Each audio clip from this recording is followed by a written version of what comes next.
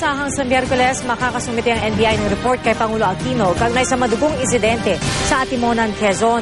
Bago po yan bumiyahe ang Pangulo pa Switzerland para dumalo sa World Economic Forum.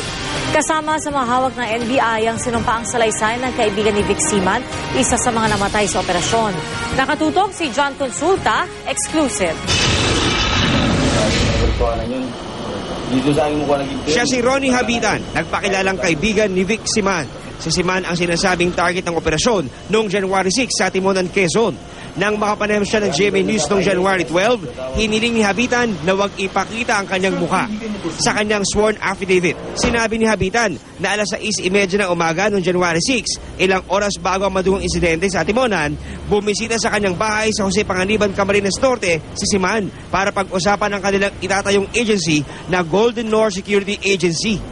Tatayong presidente nito si Habitan, Vice Presidente si Siman at General Manager at Marketing Manager si Police Superintendent Alfredo Consimino. Humingi raw ng mahigit 4 na milyong piso si Siman kay Habitan bilang operational expenses ng itatayong security agency sa Camarines Norte. Pero di raw nakapagbigay ng pera si Habitan nung araw na yun. Nauna ng kinwestiyon ng mga kaanak ni Siman kung nasaan ang pera umanong dala niya nung maganap ang madugong insidente. Walang pera nawawala kasi hindi ko sila nabigyan ng pera eh. Walang ginto nawawala kasi wala mga ginto pero usapan punta sila rito. Dagdag ni Habitan, bebentahan daw dapat siya ni Siman ng mga armas na nakasakay sa isang pickup na kasama sa convoy ni Siman pero di raw ito natuloy. Alas 11 na raw sila ng umaga naghiwalay at yun na raw ang huli nilang pagkikita ni Siman.